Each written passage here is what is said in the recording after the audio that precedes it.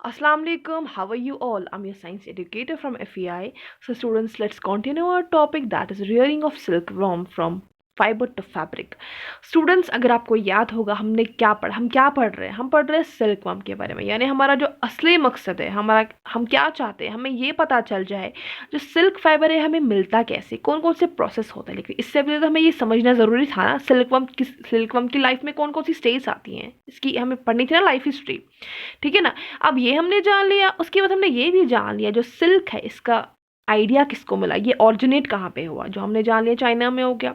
और हमने ये भी देख लिया सिल्कवर्म का पालन पोषण कैसे होता है। लेकिन उसमें हमने कुछ ही पॉइंट जान लिया, अभी बाकी के पॉइंट्स हमें आज देख लेने हैं। ठीक है। उसमें हमने क्या देखा, उसमें हमने देखा जब सिल्क मथ जो अंडे देती है, एग्स ले करती है। ठीक है। सिल्क मथ जो एग्स ले करती है उनको संभल के रखा जाता है, उनको ये तो एक पेपर स्ट्रिप पे रखा जाता है, तो क्लॉथ स्ट्रिप पे रखा जाता है ताकि ये टूट ना जाए। फिर इनको क्या क्या कर दिया जाता है, बेच दिया जाता है। किनको? फार्मर्स को। फार्मर्स वो खरीद लेते हैं। ठीक है।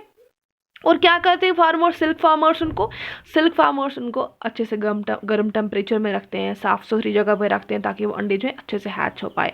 फिर जब ये अंडे हैच हो जाते हैं उससे क्या निकलता है स्टूडेंट्स, रिमेंबर, याद करिए, उससे निकल जाता है सिल्कवर्म, या तो उसको कैटरपिलर भी बोलेंगे। ठीक है ना। फिर वो सिल्कवर्म या कैटरपिलर बोलेंगे, वो क्या करते हैं, वो मलबरी लीव्स खाते हैं, दिन और रात मलबरी लीव्स खाते रहते हैं और क्या हो जाते हैं, साइज में बड़े हो जाते हैं। इधर तक हमने देख लिया पिछले लेक्चर में। अब हम आज देखते हैं इससे आगे क्या हो जाता है। ठीक है। After 25 to 30 days silkworm stops eating and get ready to spin cocoons. तो होता क्या है स्टूडेंट्स, जब 25 से 30 दिन हो जाते हैं उसके बाद क्या हो जाता है, सिल्कवर्म जो होती है बिल्कुल से बंद कर देती है खाना। ये बिल्कुल से बंद कर देते हैं खाना, क्या, मलबरी लीव्स को खाना बंद कर देते हैं और बिल्कुल से रेडी हो जाते हैं अपने इर्द गिर्द वो कोकून बनाने में। कोकून स्टूडेंट्स रिमेंबर, हाँ बिल्कुल हार्ड कवरिंग जो है। ठीक है ना।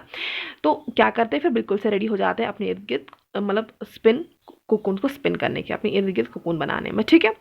The silkworm encloses themselves inside cocoon. फिर उसके बाद क्या करते हैं, सिल्कवर्म इसको इस कोकून में खुद को बंद कर देती, इसी में रह जाते, मतलब खुद में इस कोकून में खुद को बंद कर देते हैं। ठीक है।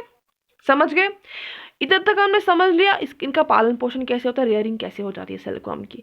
अब हमें स्टूडेंट्स असली क्या पढ़ना है, प्रोसेस, यानी कौन से स्टेप्स असल में हमें मिलता कैसे, किस प्रोसेस से हमें सिल्क फाइबर ऑब्टेन होता है, देख लेते हैं। As the cocoons are acquired, they are kept under sun or boiled, so the silk fiber can be separated. तो होता क्या स्टूडेंट्स, जब फिर हमें कोकून मिल जाते हैं, ये कोकून को हम हासिल करते हैं, फिर इनको क्या कर दिया जाता है, ये तो इनको सन के नीचे रखा जाता है, धूप के नीचे रखा जाता है, ये तो इनको बॉइल कर दिया जाता है। क्यों? So the silk fibre can be separate, ताकि सिल्क फाइबर जो है इसमें से सेपरेट हो पाए। स्टूडेंट्स, अगर आपको याद है जो सीलुंग ची थी ना, जो चाइना की एम्प्रेस थी, वो बैठी थी ना, उसके गर्म चाय के कप में क्या गिरा था, कोकून गिरा था, जो कि जिससे क्या हो गया था, वो कोकून जो ना वो खुल गया था ना, उससे क्या निकला था, सिल्क फाइबर निकला था। यही तो प्रोसेस है ना। इसमें क्या होता है, कोकून जब मिल जाता है स्टूडेंट्स, इनको क्या कर दिया जाता है, ये तो धूप के नीचे रखा जाता है या तो इनको बॉईल किया जाता है। ठीक है ना। ठीक है ना, ताकि सिल्क फाइबर जो है इससे निकल आए, सेपरेट हो पाए। ठीक है। Reeling, the process of taking out threads from cocoon for use as silk.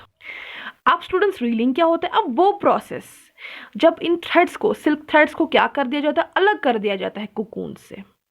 ठीक है ना। इन थ्रेड्स को किससे, इस कोकून से अलग कर दिया जाता है, उस प्रोसेस को क्या बोलते हैं, रीलिंग बोलते हैं। समझ गए। इधर तक समझ गए। Silk fibre obtained and rolled into threads और yarn। तो समझ गए स्टूडेंट्स, जब क्या हो गया, कोकून को बॉईल कर दिया गया तो इनको धूप के नीचे रखते हैं ताकि क्या हो जाए, ताकि ये जो थ्रेड है इससे सेपरेट हो पाए, फाइबर जो है इससे सेपरेट हो पाए इस कोकून से। और उस प्रोसेस को क्या बोलते हैं, the process of taking threads को कोकून से अलग सेपरेट करने के प्रोसेस को क्या बोलते हैं, रीलिंग बोलते हैं। ठीक है ना। फिर जब हमें मिल जाता है, सिल्क फाइबर मिल जाता है, तो इसको रोल कर दिया जाता है, या तो थ्रेड्स में या तो यॉन्स में। तो समझ आ गया आपको, जो हम चाहते थे हमें क्या पता चल जाए, सिल्क फाइबर हमें कैसे मिलता है, किस प्रोसेस से मिलता है, वो हमें आखिरकार पता चल ही गया। ठीक है स्टूडेंट्स, समझ गए स्टूडेंट्स, इसको अच्छे से ध्यान से समझिएगा। मिलते हैं इंशाल्लाह नेक्स्ट लेक्चर में, तब तक अपना ख्याल रखिएगा। अल्लाह हाफिज।